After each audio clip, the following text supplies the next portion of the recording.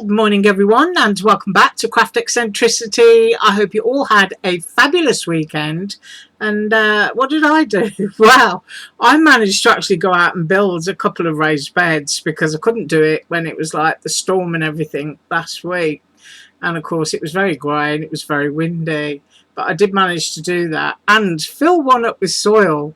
It is absolutely incredible how much soil you need for a raised bed, and I've only got another 6 to go, so I'm going to be worn out. Now then, on Friday last week I did a Panelisa project share, and I also shared some of my personal haul. Now, there were so many requests from that personal haul that I kind of digressed today, and I made a couple of projects, and I've done a couple of paper cuts, and the rest of it I will share on Friday because I know people want to see the frames and what have you cut out. And also, while I am here, people last week, whether they didn't watch the whole video, I don't know, but a VR is a video reply or a video response. So you need to be able to do that to enter the Christmas giveaway. You don't have to show your face or share personal information.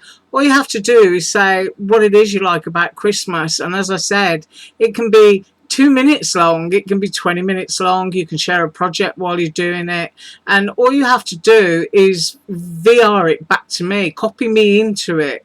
You know, you can put at Craft Eccentricity, or you can just do it so that when it appears, what do they call it? Your control doodah, yeah, on YouTube. You can just copy me in from there. So that's what you have to do to take part. It's not responding on my video itself in the comment section. It's actually making a small video, and there's a reason for that. It's that the giveaway is no small thing. Whoever wins it is going to be stunned. So that's all I'm going to say. And as it's a Christmas giveaway, it should be a surprise, because when you open your Christmas gifts, you're supposed to be surprised. So that's all I'm going to say about that. But it's a crafting giveaway. It will be crafting products, but you will be stunned by it. So if you're going to do a video response, as I said, copy me in, do at Craft Eccentricity, hashtag Craft Eccentricity, or let me know in the comment section that you've done the video, and I'll go over and have a look at it. So I hope that clears that up. Right, now onto the paper cuts. I think the most requested one was this one.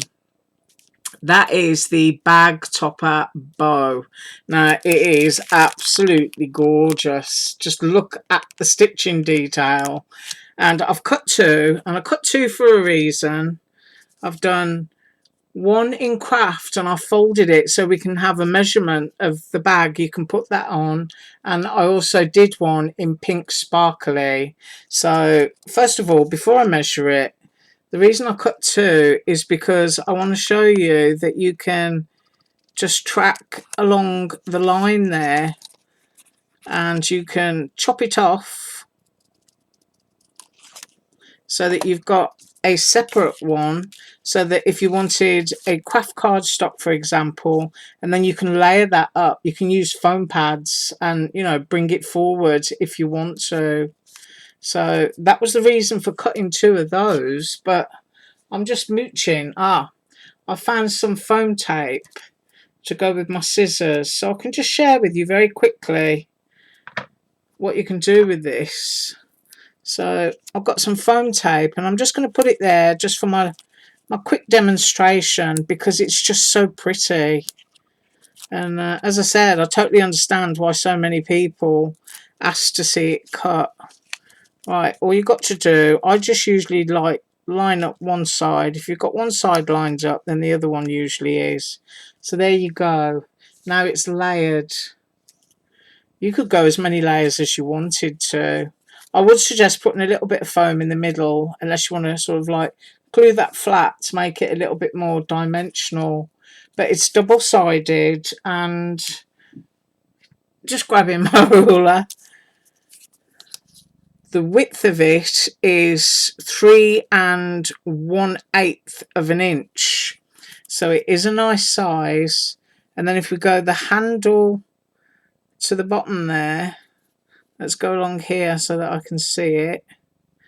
You are at 3¼ inches. So it's just so cute. I mean, it really is. I think it's just wonderful. Can be used on any kind of gift bag and any kind of colour. So that is the bow that people asked to see. Right, next up, people said they loved the deer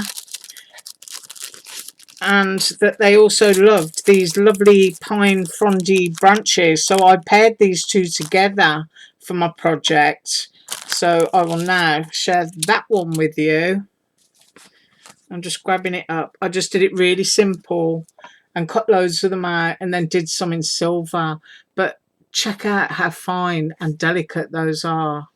Put my finger in there. Let's hope I can get there. I mean, they're so fine, they're almost real, if you know what I mean.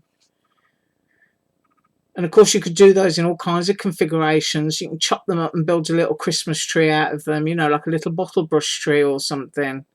But look at those deer.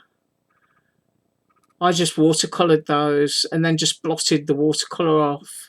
So I think they were kind of fawny colour, a peachy colour and a lemon. But I used the same piece of kitchen paper when I blotted them. So it's like they got cross-contaminated, which made them blend slightly.